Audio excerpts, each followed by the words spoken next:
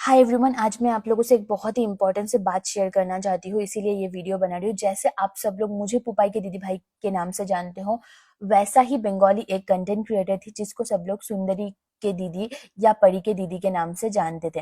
वो भी लड़की मेरी तरह कोई डांस या ग्लैमर करके पॉपुलर नहीं हुई है, ठीक है। उसके जो बेजुबानों के प्रति प्यार, काइंडनेस एंड कंपैशन की वजह से ही वो और उसकी मम्मी को सब लोग जानते थे।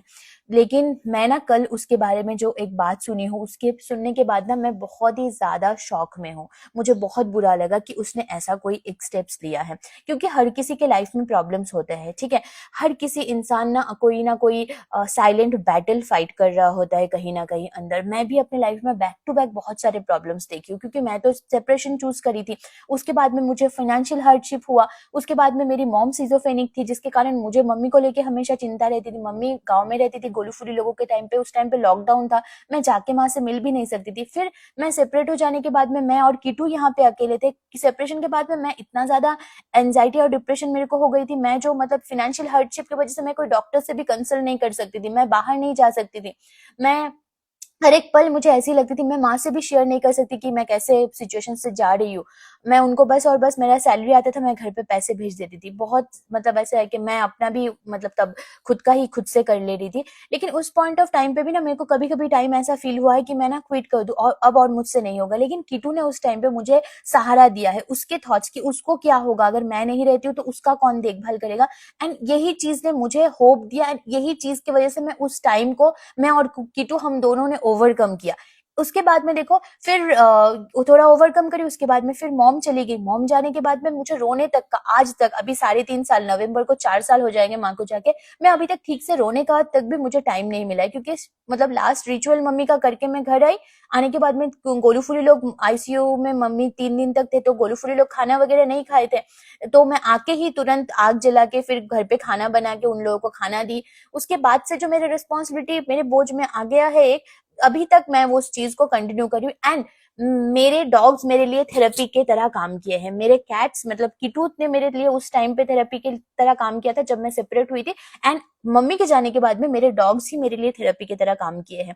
उन लोगों के थॉट्स ने कि वो लोग है, इस बात के लिए ना मैं हर रोज सुबह उठती थी। मेरी खुद का ध्यान में रखती हूँ अभी भी, क्योंकि मैं अगर बीमार पड़ूंगी तो इन बच्चों का क्या होगा, कौन इनको देखेगा, ये सारी चीजें, ठीक है। ये सारे मतलब आपके लाइफ में बहुत सारे ऐसे वजह होंगे, अगर आप निकालना चाहोगे ना आपके लाइफ में 1000 वजह होंगे जब आपको ऐसा लगेगा कि मेरे को क्विट कर लेना चाहिए लाइफ को। लेकिन आपके लाइफ में एक छोटा सा वजह, जिस चीज के लिए आप सोचोगे कि अगर मेरे नहीं होने से इसका क्या होगा, मेरे नहीं होने से मुझसे जो लोग जुड़े हुए, जो लोग मुझसे प्यार करते हैं उन लोगों का क्या होगा, बस ये वाला एक थॉट ना आपको होल्ड करने के लिए सहायता करेंगे। आप अपने जो भी मतलब ऐसे है कि नेगेटिव थॉट्स है उस सब से आप दूर कर सकते हो। आप मतलब जीने की, देखो आपका लाइफ प्रीशियस है, ठीक है। जस्ट बिकॉज कुछ आपके लाइफ में प्रॉब्लम है, प्रॉब्लम टेम्पररी होता है, लेकिन क्विट कर देना इट्स नॉट अ सोल्यूशन।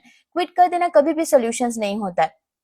तो मैं मतलब ऐसे है कि इतना कुछ फेस करने के बावजूद भी मेरे लाइफ में मतलब मैं एक चीज सीखी हूँ कि मतलब ये जब पेट्स है आपके साथ में, हाँ, तो वो लोग थेरेपी की तरह है। लोग मुझे बोलते हैं आपके डॉग्स लकी है, आपके कैट्स लकी है, लेकिन नहीं, मैं फील करती हूँ मैं लकी हूँ, क्योंकि उन लोगों के वजह से मैं आज जिंदा हूँ। उन लोगों की वजह से मैं आज खुद का ध्यान रख ली। उन लोगों की वजह से हर सुबह मैं उठती हूँ एक पॉजिटिव थॉट लेके कि मेरे को दिन में ये सारी चीजें करनी है, मुझे खुद का ध्यान रखना है, मुझे खाना बनाना है, मुझे इनको खाना देना है, मुझे खुद का खाना बनाना है, ये सारी चीजें, ठीक है। तो मतलब ऐसा मतलब जस्ट क्विट कर देना life, it's a very like impulsive decision. ये कभी भी कितना भी आप अगर मेंटली मतलब स्ट्रेस फील कर रहे हो, डिफिकल्ट फेज से जा रहे हो, तो मतलब आप किसी से बात करो। लाइफ क्विट करना कभी भी सोल्यूशंस नहीं होता है।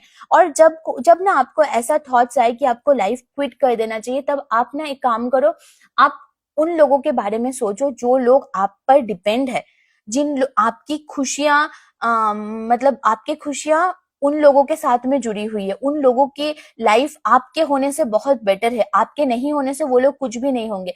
मैं पता है, मैं एक दिन भी मैं सोच नहीं सकती हूँ कि मैं अगर नहीं होती हूँ तो मेरे बेबीज क्या करेंगे, उन लोगों के बारे में कैसे रहेंगे। वो सोच के ही ना मुझे मतलब दिल की धड़कनें तेज हो जाती है, पल पूरा ऐसा है कि पल्पिटेशंस होने लग जाती है मुझे। तो ये सब भी ना मतलब आप लोगों को आई नो माइंड को ना कंट्रोल करना आना चाहिए, ठीक है। तुमको दिमाग बहुत कुछ बोलेगा, तुमको ये कर लेना चाहिए, ये कर लेना है, लेकिन नहीं, don't let your brain control your self, you should be dominating your brain. ये वाला एक चीज तुमको हमेशा ही रखना है दिमाग में कि तुम्हारे दिमाग से तुमको बोल भी अगर रहा होगा कि ये कर लो, ये कर लो, ये कर लो, नहीं, तुम्हारा डिसीजन है। तुम्हारा ब्रेन है, वो ब्रेन तुम्हारे बॉडी का एक हिस्सा है। तुम्हारा ब्रेन को तुमको कंट्रोल करना होगा, ना कि ब्रेन तुम्हारे बॉडी को कंट्रोल करेगा, नहीं, ठीक है। ये करना, और उसके बाद में, और आपका मतलब ऐसा है कि अगर मतलब आप कुछ भी ऐसा क्विट करने का डिसीजन लेते हो तो आपके लिए जो लोग वेट कर रहे हैं तो वो लोगों का बारे में सोचो तो क्या होगा। ये लड़की जो नहीं रही है अभी, मैं भगवान से प्रे करूंगी कि वो जहाँ पे भी है वो अच्छे से रहे, बट वो मतलब ऐसा कोई एक स्टेप लेने से पहले भी थोड़े टाइम पहले ही उसने एनिमल्स के साथ में एक अच्छा सा मोमेंट शेयर करी थी। तो I feel like you know मतलब उसको थोड़ा सा सोचना चाहिए था, उसके मॉम के बारे में सोचना चाहिए था, उसको ये बच्चों के बारे में सोचना चाहिए था। उसके आई थिंक 2-3 अकाउंट्स थे जहां पे वो एक मतलब उसके लाइफ में बहुत कुछ थे करने के लिए, उसको अपने करियर के बारे में सोचना था, क्योंकि उसका वेल सेटल्ड एक monetize 3-4 I think monetized well monetized page थे उसके, ठीक है। उसका करियर भी सेट था, वो खुद थोड़े दिन पहले ग्रेजुएशन कंप्लीट करी है, आई थिंक एक हफ्ता भी नहीं हुआ, उसका एक वीडियो मैं देखी थी। और आपको पता है अक्षय और मेरे बीच में बहुत सारे डिफरेंसेस है, लेकिन एक ही चीज है सिमिलरिटीज जो अक्षय और मेरा है, वो है मुझे इतना पता है कि वो ना मेरे बच्चों को कंफर्ट देता है। मेरी प्रायोरिटीज हमेशा मेरे बच्चे हैं, मेरे पेट्स हमेशा मेरे प्रायोरिटी है।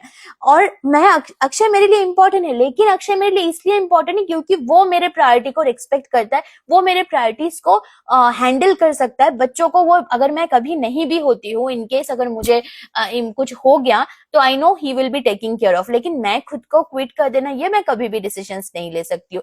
एंड ये वाला थॉट्स मुझे स्ट्रांग फील कराता है कि अक्षय एटलीस्ट है, लेकिन मुझे ऐसा कुछ नहीं करना है खुद से कि नहीं मैं अभी एंड कर दूं सब कुछ, नहीं, तब तो वो भी मुझे हेल्प नहीं करेगा। वो सोचेगा ये तो खुद अपने रिस्पॉन्सिबिलिटी भाग गई है, मैं क्या करूं।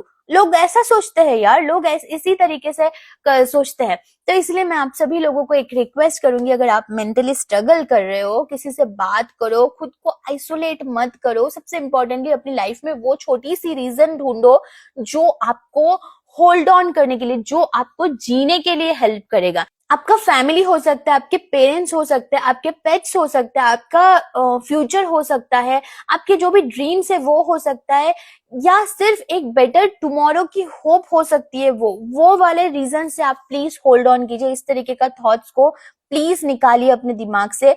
प्लीज मैं बोल रही हूँ, ब्रेन को डोमिनेट करना सीखिए। ये एक दिन में नहीं होता है, लेकिन आपको वो सारी चीजें, हर किसी की लाइफ परफेक्ट नहीं होती है, but it's all up to you how you handle it, ठीक है।